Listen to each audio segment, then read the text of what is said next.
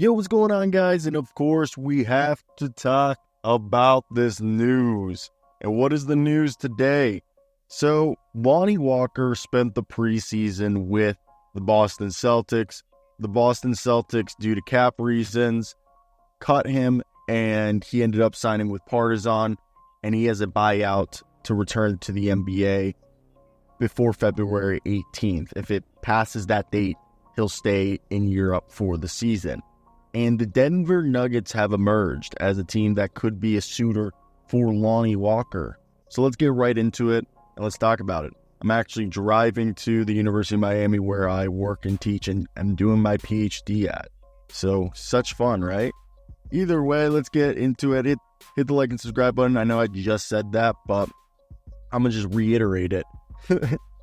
No, this year is an interesting one for the Denver Nuggets as they, this year, you could say this offseason, they didn't do many moves besides bring in Russell Westbrook. They let Kentavious Caldwell-Pope walk. And according to Marc Stein of the Stein line, he suggests that Denver's interest could align with Lonnie Walker's decision to potentially buy himself out of his current team, Žalgiris, and go to the NBA if he can secure himself a guaranteed contract. Obviously, there's interest from the Denver Nuggets as their team that would like to have a microwave scorer like Lonnie Walker on their team, who's an also capable defender. Now, if you guys didn't know, Lonnie Walker is a guy who's a versatile player who can play the 2 or 3.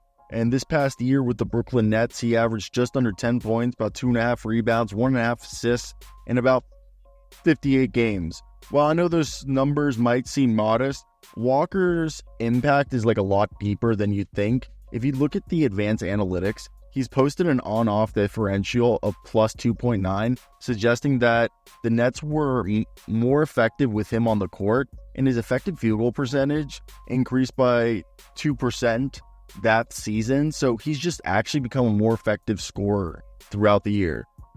And for being a bench guy, he had a usage rate of 23%, which put him in the 89th percentile according to Cleaning the Glass, which again is underscoring his role as a significant contributor on offense, especially off the bench scoring, which is something that the Denver Nuggets kind of need. And his ability to play both the shooting guard and the small forward position with a plus 2.8 team differential when playing the small forward position last year on a Brooklyn Nets squad that was, not trying to win games, shows that he can give them the flexibility for a team like the Denver Nuggets that Christian Brown's been great, but you can tell that if they could have some of that shooting and, two-way ability that Kentavious Caldwell-Pope gave them, I think they would really appreciate it. So with that being said, I think adding a guy like Lonnie Walker that not only, on offense, he plays the 2 or the 3, he's kind of a swingman, but on defense, he can guard 1 through 3. And while his points per shot attempt, PSA, ranked in the 37th percentile, obviously he needs to get better in his scoring efficiency. Walker's turnover rate of 9.7% shows that he's a guy who pretty secure with the ball. Yeah, he might take some contested jumpers, but he's not going to turn the ball over. So if you're a good rebounding team, it's not a worry. And that's something I think with the Nuggets, they shouldn't be worried.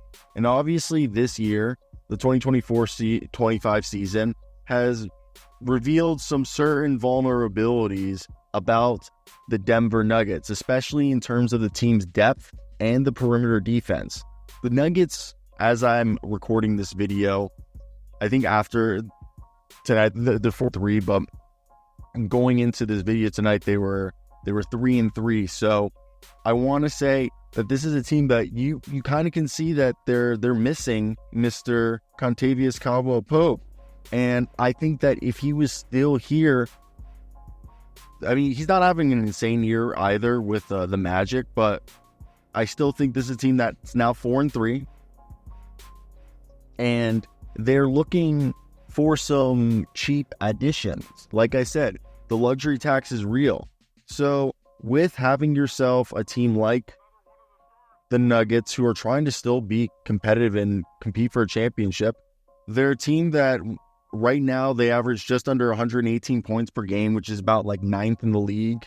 And their defensive rating, though, is 113.8, which is 15th, which is down for a Mike Malone team. Michael Malone. Sorry, he doesn't like being called Mike.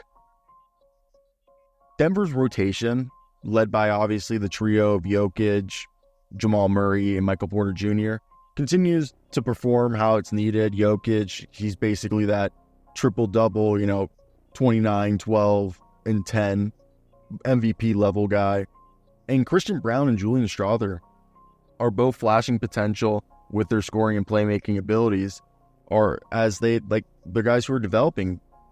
Now, Lonnie Walker's experience and ability to defend and also be a microwave scorer could really bridge this gap on this team, because it does go basically the 5 guys in the starting lineup to, as we said, Christian Brown, Julian Strawther, Payne Watson, who Payne Watson's kind of been quiet this year, and Russell Westbrook. Lonnie Walker's offensive versatility will also make him not need to be so reliant on Russell Westbrook, who I think Lonnie Walker would complement both the bench for the Nuggets and their offensive system that they have with the starters. Like, he can seamlessly fit in there. And his perimeter shooting, which is 38.4% last year from 3, was something that I think would help give him the much needed spacing and help relieve some of the pressure that Nikola Jokic is getting this year, and also allow Jamal Murray to play more effectively on and off the ball by having another guard that can come in there. As Lonnie Walker is a guy who's able to, make plays with or without the ball in his hands. Now, in preseason play with the Boston Celtics, Lonnie Walker displayed his ability to adapt and bring in energy. Like, he was, people were praising his work ethic and that his shooting was looking really, really good. So at this point, defensively, I think Lonnie Walker has shown he has the tools needed to be effective, even if his execution can be inconsistent. I think he's shown that, like, when the team rotations and the team scheme for the defense is, like, somewhat solid, his agility and his athleticism, plus, like, having a pretty long wingspan, allows him to be, a decent and, an adept defender. And during his time with the Nets, he contributed positively to the team defense efficiency, as he's reflected in an improved turnover rate at 1.1% and a defensive free throw rate that was 5.5% better with him on the floor. So he's a guy who doesn't, look at that, he doesn't foul, and he gets like deflections, he causes turnovers.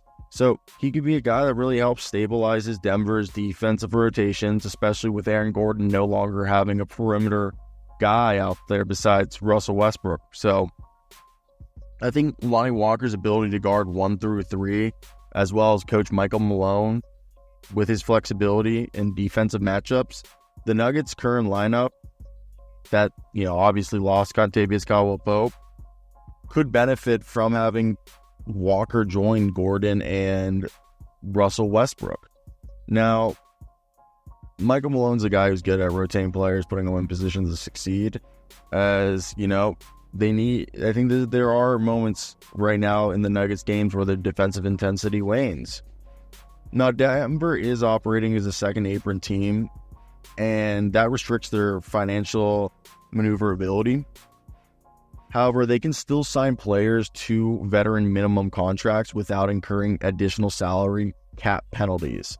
How does that work? So for Walker, who's 6 years of NBA experience, qualify him for a veteran minimum salary of about $2.6 million. That financial fit aligns perfectly what the Denver Nuggets need to do. The NBA actually reimburses NBA teams that sign veterans to veteran minimum contracts, ensuring that the cap impact is minimized, which incentivizes teams to add experienced players rather than opting for the younger, cheaper options that do count against the cap. So with Denver potentially facing, cap questions next offseason, signing Walker would represent a low-risk, high-reward scenario for a team that, his presence could, as a microwave scorer and a perimeter defender, could provide immediate depth while also allowing the Nuggets to manage their long-term financial flexibility. And now, look, by the way, Walker, as I said, 9.7 points per game last year, primarily off the bench, is something that I think can't be overlooked, as his ability to create his own shot is what the Nuggets need. And I know a lot of people are going to be like, well, they have Russell Westbrook. And I'm like, look, guys, Russell